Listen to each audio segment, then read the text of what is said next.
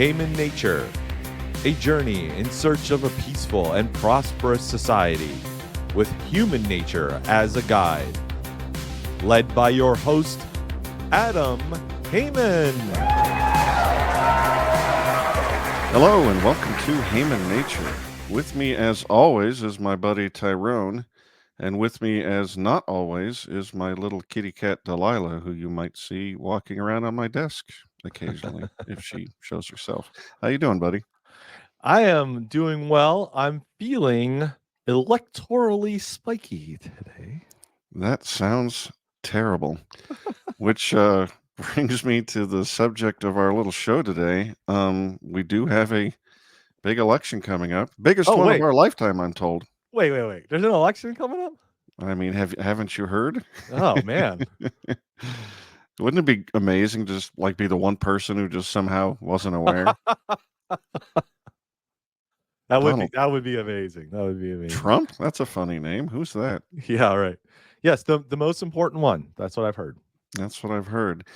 And so I don't really want to talk about those two wretched candidates or any others, but I do want to talk about democracy itself because a buddy of mine recommended a video with the clickbaity title called Why Democracy is Mathematically Impossible. And I hate democracy for all sorts of reasons, which we'll discuss. In case you don't already know, I'm an anarchist. But I thought it might be fun to play a little bit of it and then talk about it for the good folks. What say you, good sir? No, I love this topic because, yes, we are anarcho-libertarians. Chances are a lot of our audience may fall into that, or at least are adjacent to that philosophy or sympathetic with it. So, yeah, we all get it. We all get it. Samuel Adams said, "I've never known a democracy that did not yet commit suicide," and blah blah blah, right? Hans Hermann Hoppe wrote that great book, Democracy: The God That Failed, right? So we get it, guys. We get it. And if I hear one more person go, "We're not a democracy, we're a republic," yeah, sure, got it. But most people in the world, or at least the Western world, in America in particular, think that democracy is this wonderful thing, this great thing. They can't imagine another system, democracy. What do you want? Kings and queens? Democracy, there's nothing better than democracy. It's the will of the people, et cetera, et cetera. And, sometimes you try to argue against that in different ways. But then you, like you said, your friend recommended this video is like, oh, this is a different approach to arguing against democracy, and I really like taking this sort of more mathematical, scientific approach. Why democracy maybe isn't the best way to go, or maybe it's, as the title suggests, not even possible. Yeah, or maybe the author was just lying in the title and it was just clickbait. But we'll find out. Yeah, let's play the video and then we can talk about it a little bit. All right, cool. It might be mathematically impossible. This isn't a value judgment, a comment about human nature, nor a statement about how rare and unstable democratic societies have been in the history of civilization. Our current attempt at democracy, the methods we're using to elect our leaders, are fundamentally irrational, and this is a well-established mathematical fact. This is a video about the math that proved that fact and led to a Nobel Prize. It's a video about how groups of people make decisions and the pitfalls that our voting systems fall into. One of the simplest ways to hold an election is to ask the voters to mark one candidate as their favorite on a ballot. And when the votes are counted, the candidate with the most votes wins the election. This is known as first-past-the-post voting. But first-past-the-post has problems. If you are selecting representatives in a parliament, you can and frequently do get situations where the majority of the country did not vote for the party that ends up holding the power. In the last 100 years, there were 21 times a single party held a majority of the seats in the British Parliament, but only 2 of those times did the majority of the voters actually vote for that party. So a party which only a minority of the people voted for ends up holding all of the power in government. Another thing that happens because of first past the post is that similar parties end up stealing votes from each other. The 2000 US presidential election, which was an election essentially between Al Gore and George W. Bush. At that point, every state in the nation used first past the post to determine the outcome of the election. Bush had more votes in Florida, but by a ridiculously slim margin. It was fewer than 600 votes. But there was another candidate on the ballot, Ralph Nader. Nader was a Green candidate. He was certainly to the left of either Gore or Bush. And what we need is the upsurge of citizen concern, people concern, poor, rich, or middle class, to counteract the power of the special interest. And he got almost 100,000 votes in Florida. I just don't know if I can, with a conscience, vote for Bush or Gore. I will vote for Ralph Nader. Most of those voters were devastated that by voting for Nader rather than Gore, they ended up electing Bush. This is what is called a spoiler effect. Almost all Nader voters preferred Gore to Bush, but in a first past the post system, they had no way of expressing that preference because you could only vote for one candidate. So first past the post incentivizes voters to vote strategically. Say there are 5 parties. One of them will be the smallest one, and so they won't win. Why would you vote for them? This is also true if you have 4 parties or 3 parties. This winner-takes-all voting system leads to a concentration of power in larger parties.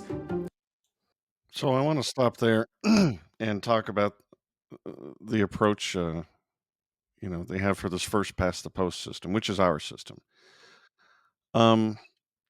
First of all, we haven't seen any math yet. It is interesting that he says that if somebody wins, multiple candidates, more than 2, and he only wins with a plurality of the votes rather than a majority, that's somehow, disqualifying or not ideal. And I think the reason he just asserts that that's not math. That's just an individual preference. And it underscores what I think this guy's big problem is, which is that he hates third parties. He just finished bemoaning the fact that the system sort of devolves into having a 2-party, a duopoly, and I hate that as well. But he also just over and over and over again hates the fact that more than 2 candidates are even offered. When we get a little further, he talks about Arrow's Impossibility theorem. That really comes into play. And he also says things like having a third party in the race who can't win is somehow stealing other people's votes. Well, that's not math either. That's just you saying you don't want anybody to not vote for the candidate you want. You've yet to make a mathematical argument. You're just stating your preferences. And as you were alluding to before we got going, Tyrone, neither one of us thinks much of democracy. I'm not at all happy with the result that 51% of the populace can just lord it over the 49%. And things don't get markedly worse if we're in a multiple candidate plurality system where the winner got 39% instead. That doesn't qualitatively change the nature of the oppression for the people who didn't want to be ruled over by that guy and are now forced into a system where that's what happens to them. So maybe instead of talking about the process, you ought to talk about the size and scope of government and the power that's able to be levied on that citizen who didn't vote for the guy who ends up being in charge. I think there's, let me ask you this. I think there may be something about our human nature, and it probably goes to some sort of deep-rooted empathy or something that just majority rule sort of feels right. And I can't explain it, but I'm thinking like if you're in a small group of people and you're all trying to decide to go out for dinner, and let's say there's 5 of you and 4 of you say, let's go to the pizza place, and one of you says, I want to do sushi. It's really hard to be that one person and go against the other 4 because you almost feel guilty that if you get your way, the others aren't happy, aren't satisfied, and you've caused that unhappiness. You were just one person, they were four. There's something that just feels like majority rule is the right way to go. And I think that's kind of people's instincts. What do you think? I think you're absolutely right, and I don't have any problem with that intuition. But the use case you just mentioned is voluntary interaction. Mm-hmm. And in voluntary interaction, it probably is nicer for you to just sort of go with the flow and let the majority decide, or decide that you don't want to go eat with them. So the things that like make sense in social situations, that Right. those are great intuitions, but you cannot transfer that to force being applied to people who are not. You can't force people to go to dinner at gunpoint and then, think that democracy is somehow a valid method of deciding where to go. That force part was the problem. Right. Right. That's it. In your example, you said the person is in a voluntary situation, so that one person can either just say, "Okay, fine, I'll go with y'all to eat pizza," or "I won't join you tonight for dinner." Right? Yeah. They have a choice. But in politics or in government, once somebody wins, that fifth person's forced to go to the pizza place. They don't have a choice. They're forced to Yeah. go along. Yep, it's a big problem. I want to nitpick on some other things that were said in that video. The narrator says that with first past the post voting, quote, similar parties end up stealing votes from each other. Well, who are you to decide what a similar party is? That's not math. That's just your Yeah. subjective preferences, and you're titling your your video a math critique. And what is stealing supposed to mean? Mhm. Nobody's entitled to another person's vote. To say something is stolen, that's just you're giving away the game. That what you're talking about is a system based on force. Nobody's entitled to anybody's vote. And then he says, as if people who vote for third parties who can't win are stupid. He says, well, this party will get the least amount of votes, so they won't win. So why would you vote for them? And that again reflects the guy's bias, that he does not like third parties, and he thinks those people are supposed to vote for one of the other two. But it also reveals that he's a poor game theoretician, because this isn't just a one and done voting situation. Time marches on. You're going to vote again in 2 years, and then again in 4 years. And if you never demonstrate to whoever is watching, to other politicians who say lose because they didn't earn your vote, well, maybe it's worthwhile to say, no, neither of these two options are good. I'm not going to put up with either one of them. I want some, I'm not interested in a right-wing statist, and I'm not interested in a left-wing statist. So am I supposed to just not, vote for statism? No, I want to demonstrate my preference that I do not want that. If you never vote for what you want, how in the world are you ever going to get it? And he just overlooks that point as if it's a static snapshot. We're only going to vote once, and then we get a dictator for life or something. That two excellent points there. That last one really demonstrates the point of why you should vote for a third party. And you have to ask yourself the question, well, how did a major party become a major party? Right. Like the country, is 250 whatever some odd years old at this point. Well, the Republicans and Democrats didn't exist at the beginning. There were different parties, the Tories and the Whigs and the whatever parties, right? At some point, a party it always starts small and then gets big somehow, right?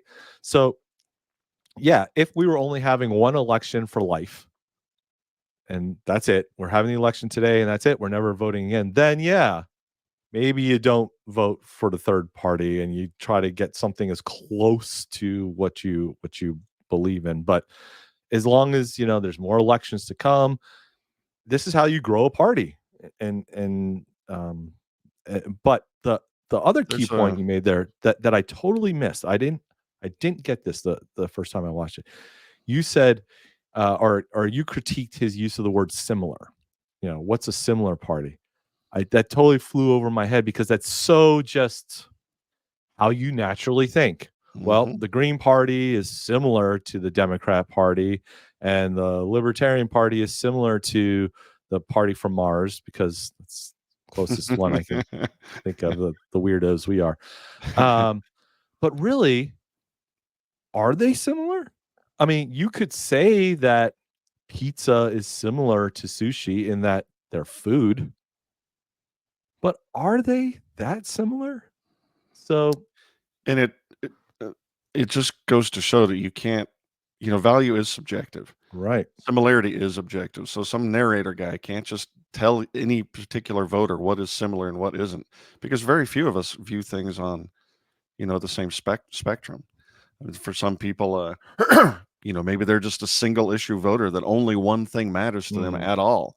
And maybe Right. there's only one candidate up there that shares that opinion with them.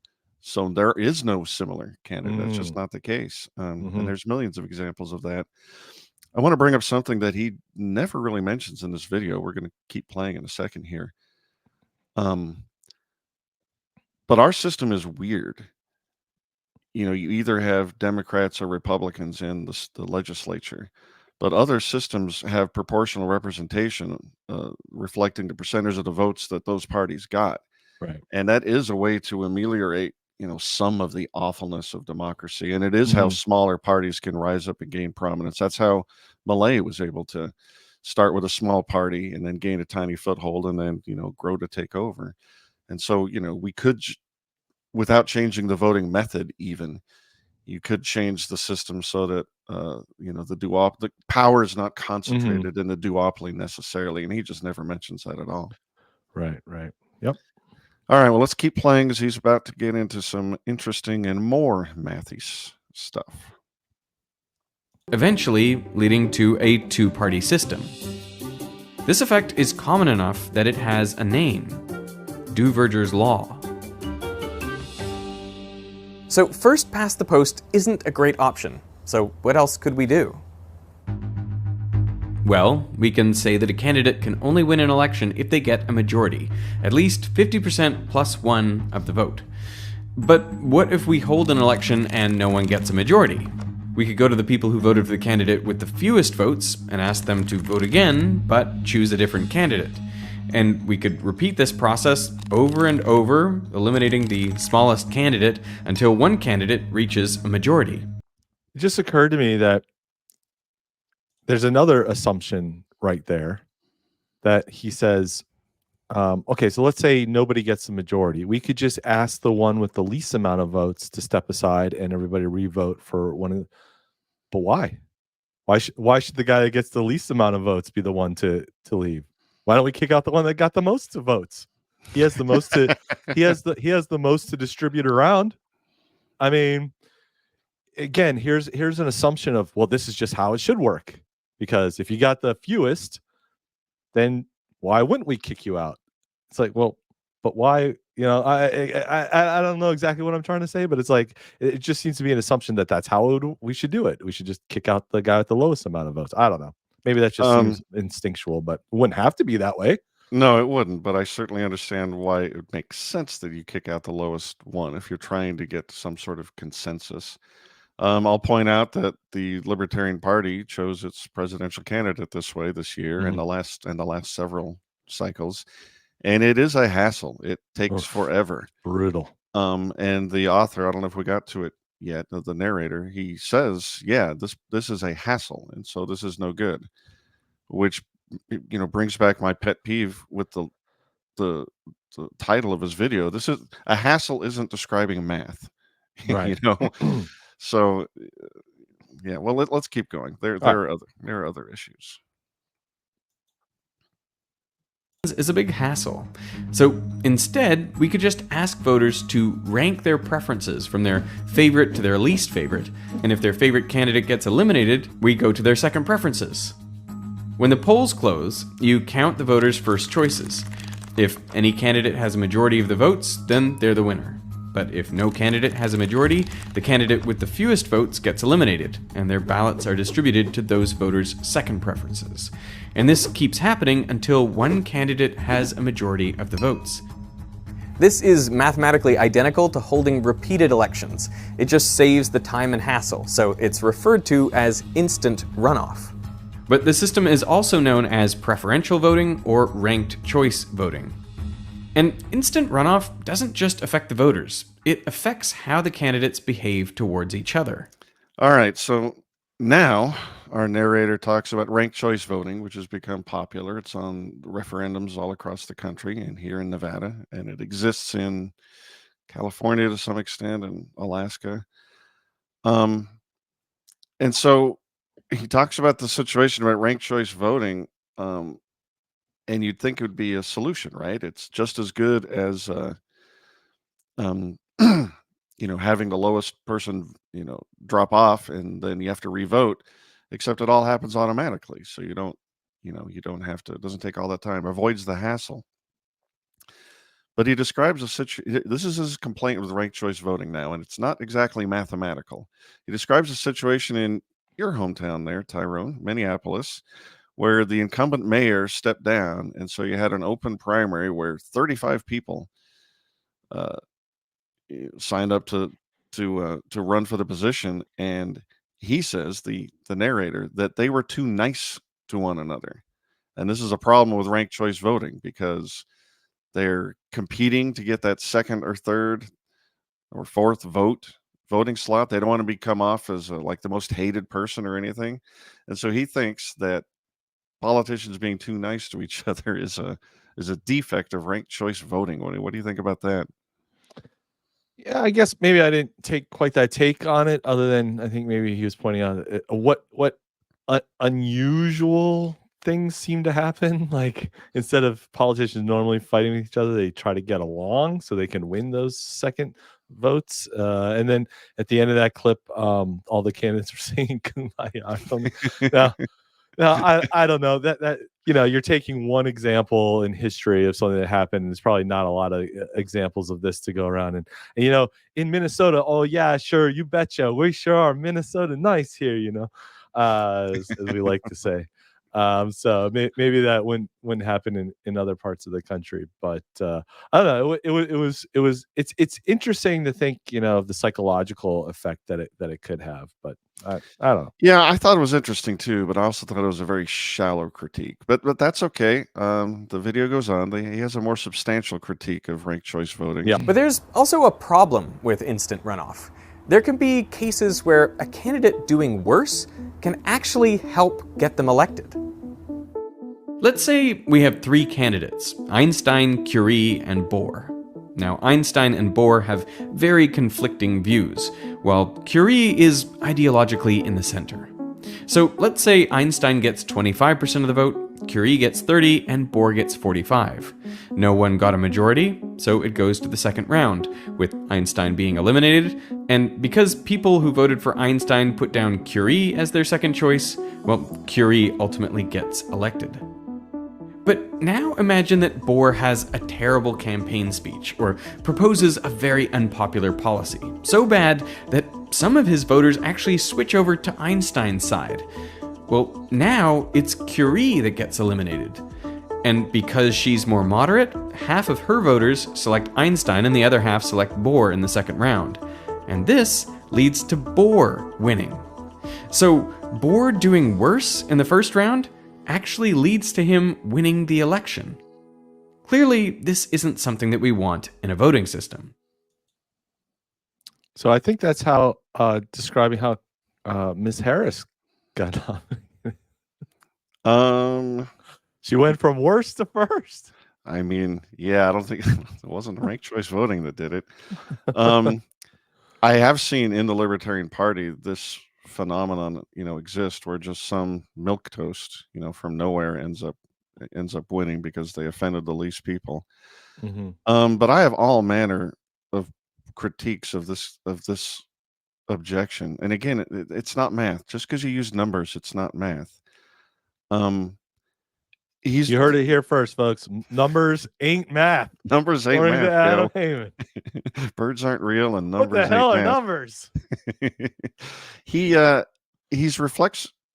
revealing his bias again. He thinks, he never says this, but I'm a poker player. I can see into your soul. Ooh. He thinks the right outcome is that the moderate wins. He thinks that's good. Too far left, bad. Too far right, bad. The moderate should win. It's a very common belief.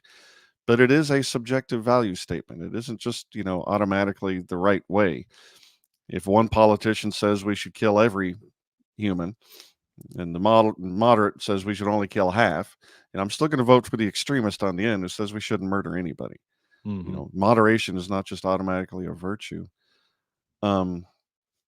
So what he's upset about is each voter's subjective value preferences for each of the candidates. He's upset with how they voted. That's all this is. This isn't a math critique.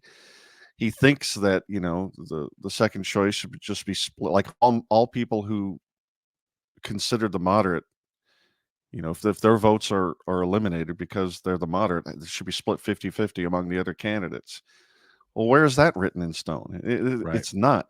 This man, under the guise of math, is just spewing his own subjective preferences all over the place and calling it a mathematical objection. And I object, sir. That is just not the case. Yeah, so clearly this isn't what we want in a voting system. Well, that's not clear. You've just made an assertion. I object. Objection overruled. All right, let's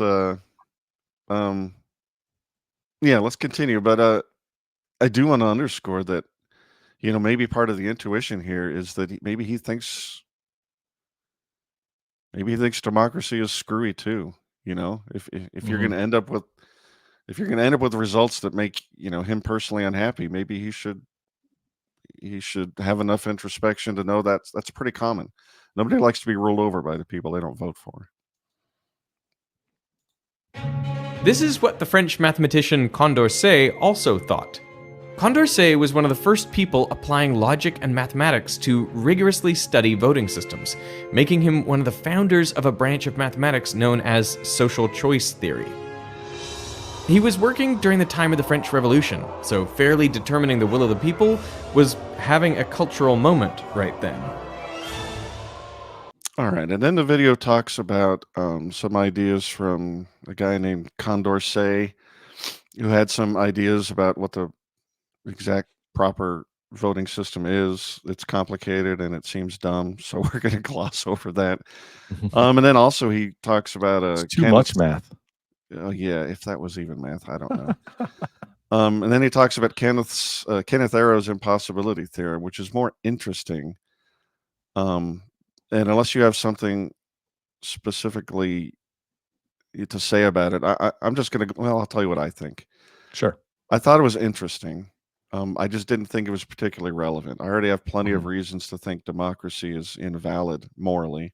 Right. And my general critique with this is at least a math-y criticism of democracy, but your conclusion is completely driven by your assumptions. Right. And maybe Arrow's assumptions, which are unanimity, no dictators, unrestricted domain, transitivity, and independence of irrelevant alternatives. I'll let the readers go to Wikipedia to figure out what all that means. Maybe those are good assumptions, maybe not. I have small objections to each one, but I don't care. I'm never really that impressed with these mathy models that import a bunch of givens and then spit out a conclusion. Okay, it's interesting, but not that interesting. So let's fast forward to approval voting, which is more interesting. Yeah, this was a little bit newer for me, so I did find this to be the most interesting part. The median voter's choice will often determine the outcome of the election, a result that aligns with the majority of voters, avoiding the paradoxes and inconsistencies highlighted by Arrow. And there's more good news. Arrow's impossibility theorem only applies to ordinal voting systems, ones in which the voters rank candidates over others. There is... Sorry, folks. Quick interruption. To counteract Arrow's problem, he introduces another mathematician called Duncan Black. And we just played a snippet of the end of that analysis. It's not that interesting. But I want you to notice that the narrator recalls that the median voter in Black's system is the one who decides the outcome, which underscores the point I was making earlier. This man's bias is that the moderate should win. I don't think that's a math-based bias. I think that's just his preference. And I'll point out just how dumb that is. Consider the American political spectrum. You've got the right that has a set of policy preferences that are grouped together for some bizarre reason, but they are. They change slowly over time, but at any given point in time, if you sort of ask people what a Republican position on X or Y is, it's sort of universally known what that is, right? And the same for the left. They have their policy preferences. And if you were to say, well, I'm not on the left or the right, what I am is a centrist, my assertion is that is a meaningless statement. And I will prove my claim thusly. If you're a centrist, that means presumably that half of your political preferences align on the Republican side and half on the Democrat side. Would you agree with that assertion, Tyrone? Is that Yep. an okay Mhm. definition? Okay, I think great. so. So you're a centrist. Well, now take every conviction that you have, every policy preference, and flip them, every single one. You believe exactly the opposite as you did from a second ago, and you're still a centrist. So what on earth is a centrist? You know, Right. that doesn't tell me a thing about you except that you're I don't know, you don't align with the two systems, but it doesn't tell me how you don't align. It doesn't tell me anything. So Right. moderation, centricism, the belief that the median voter, whatever in the world that is supposed to mean, should determine the outcome. I'm not buying it. That's just a preference of the narrator of this video. Yeah, and there's no such thing as equal values. For sure. People think they can value two things the same. You really can't. All values are ranked in your mind. So you may say, "Oh, I like some of the positions from the Republicans and some of the positions from the Democrats," but you don't like them equally. No, that's a great point, dude. And you are foreshadowing. That's called foreshadowing. The Foreshadowing. the voting method that he's about to talk about. Oh, So, okay. Here we go.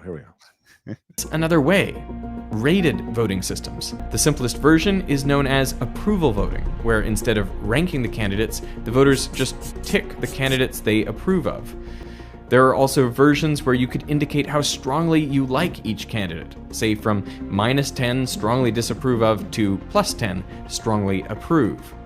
Research has found that approval voting increases voter turnout, decreases negative campaigning, and prevents the spoiler effect. Voters could express their approval for a candidate without worrying about the size of the party they're voting for. It's also simple to tally. Just count up what percentage of the voters approve of each candidate, and the one with the highest approval wins. Kenneth Arrow was initially skeptical of rated voting systems, but toward the end of his life, he agreed that they were likely the best method.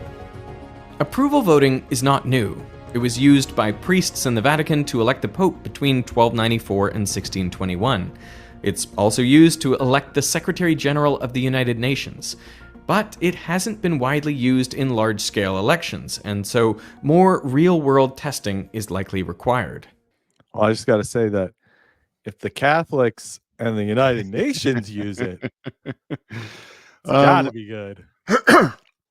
I agree with our narrator that this is probably the best system, or maybe he doesn't agree with that. But I think if you are going to have something as awful as democracy, approval voting is probably best. I like weighted as well. You'll get the usual objections that it's too complicated or whatever. I don't care. Democracy is awful, and it should not be. If you're trying to tell me that we can't make it better because trying would be too complicated, well, I'm okay. That just underscores that it's a dumb system to begin with.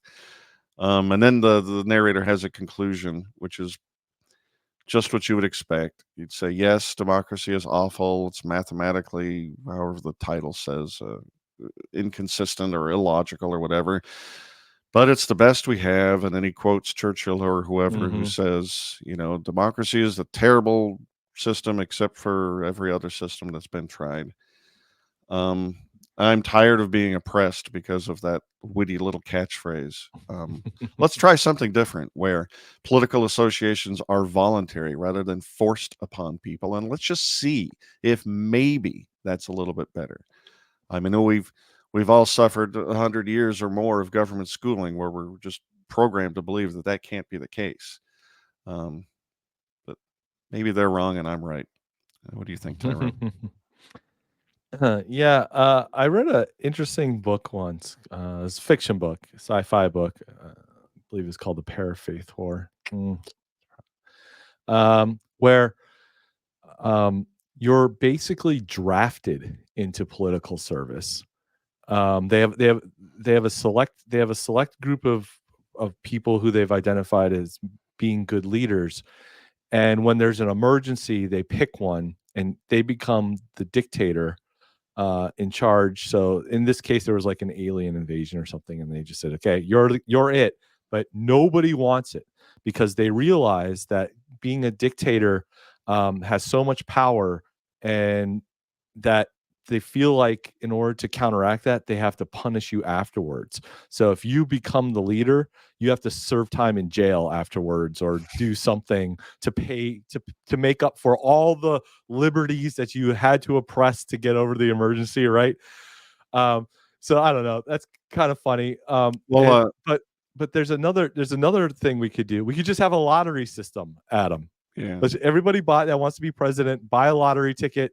We'll pick one. You're it. I think that'd be better than it could be worse. Yeah, no, it could. I like that.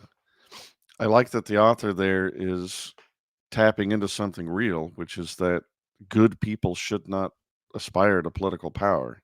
It's an evil, and I like the idea that what leaders do is probably going to be violating enough people's rights that they probably should be punished.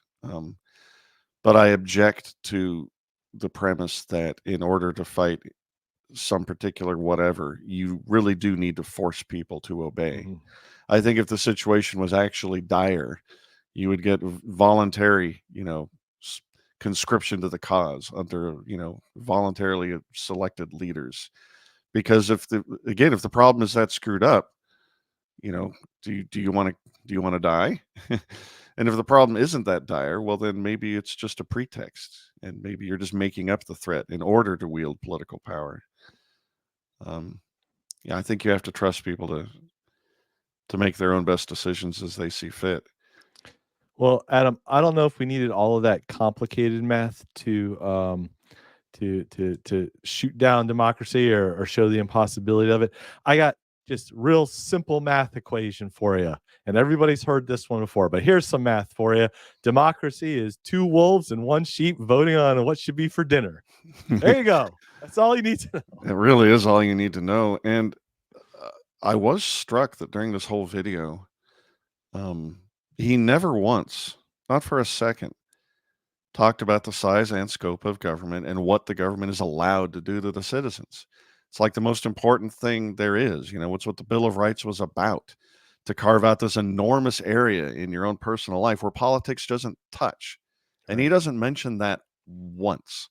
Right. That shows a screwed up worldview, a gross misunderstanding of what the political system is, what it can accomplish, what it should not accomplish. And yeah, I was annoyed by this video because of its clickbaity math-based title, because it ain't. But that is what really disturbs me about this guy. He wants, or he doesn't say anything about limiting the power of the state, and he wants the median vote or whatever that is to decide everything. Right. Heck no. No, thank you. All right, well, I think that covers it, my man. I would like to thank everybody for listening and watching, and we'll see you next time on Human Nature.